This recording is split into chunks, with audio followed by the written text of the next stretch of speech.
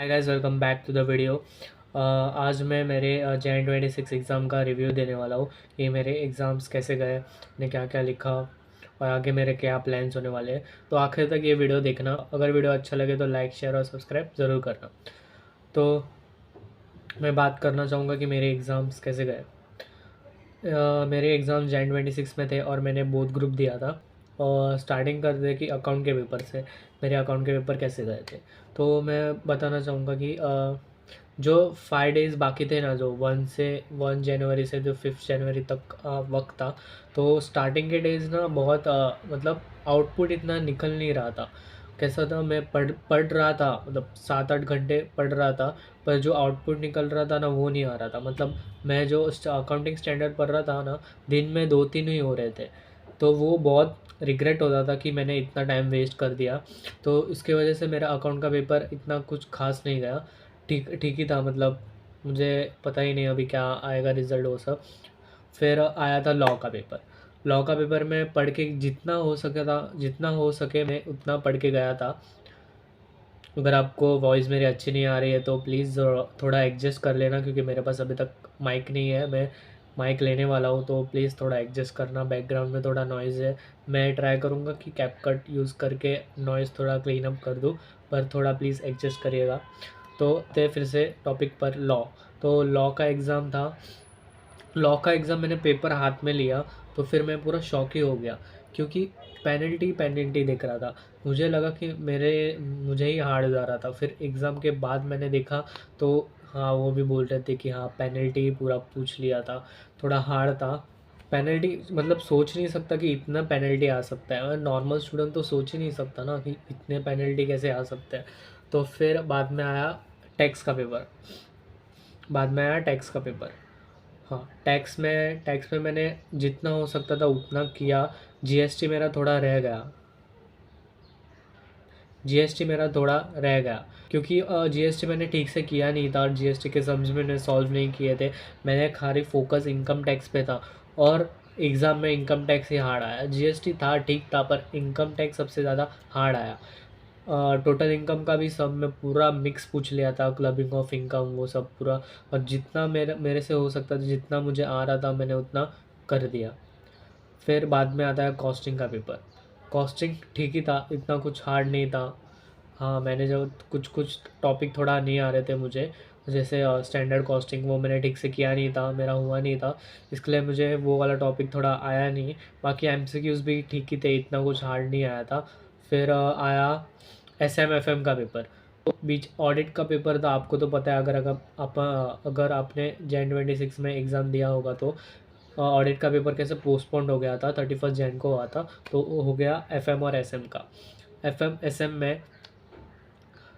SM में मैंने SM तो पूरा छोड़ दिया था। उस बात का मुझे अभी तक रिग्रेट होता है कि मैंने एसएम छोड़ दिया था। एसएम, अगर आप वीडियो देख रहे हो और आपका मई 26 में अटैम्प्ट है तो प्लीज़ एसएम छोड़ना नहीं, एसएम करके ही जाना। अगर आपको एफएम में मार्क्स नहीं आया, फॉर्मूला याद नहीं आया, फिर भी आप एसएम में लिख सकते हो। भले ही आपको फुल मार्क्स नहीं दिए, फिर भी आप कुछ ना कुछ 3-4 मार्क्स लेके आ सकते हो। इसके लिए मेरी बात मानो तो एसएम बिल्कुल मत छोड़ना। और एफएम में क्वेश्चन नंबर 3 ए जो आया था वो तो फाइनल का ही उठा के आया था। वो तो सबको शॉक कर गया वो क्वेश्चन।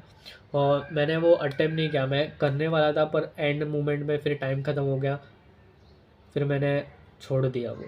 जितना हो सकता था मैंने उतना किया। मुझे अभी पता नहीं है कि क्या होगा रिज़ल्ट।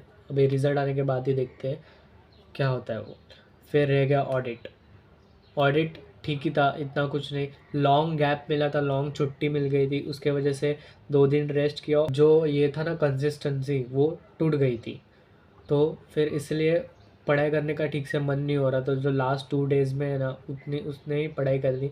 और मेरी आईटी ओसी का, मतलब मेरा ओसी का ट्रेनिंग था, वो 20 को था, पर ये ऑडिट का एग्ज़ाम पोस्टपोन्ड हो गया। इसके लिए मैंने अपनी बैच कैंसिल कर दी थी और अभी मुझे बैच भी नहीं मिलते, डायरेक्ट 3 मार्च की मिल रही है, मतलब मार्च की ही मिल रही है। तो देखते हैं अभी क्या होता है।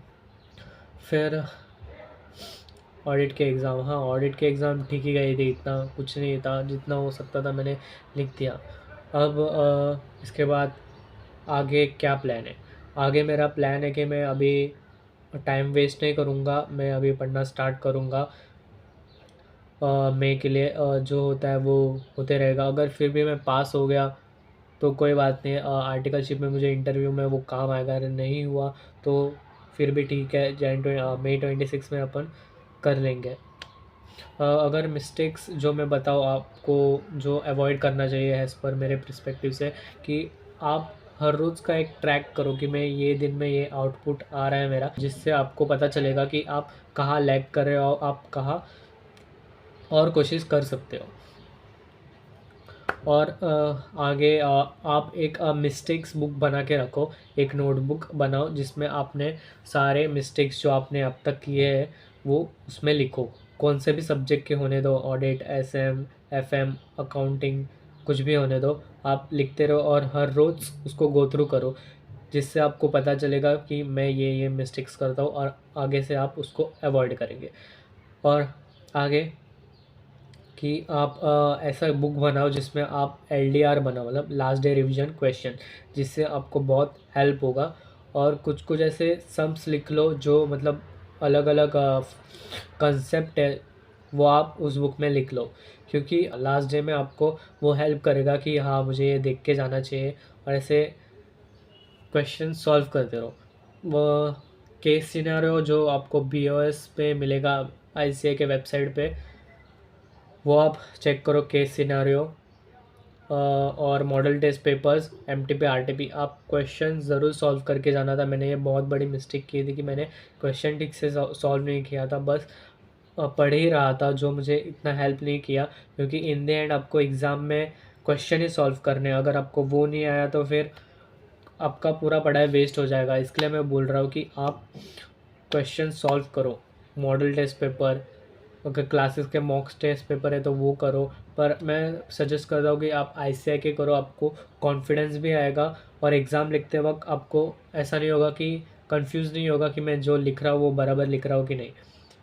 तो बस मेरे तरफ से इतना ही। कोई टिप्स है, अगर आपको कुछ बोलना हो कि आप कमेंट कर सकते हो। अगर आपको वीडियो अच्छा लगे तो लाइक, शेयर और सब्सक्राइब ज़रूर कीजिए। Thank you.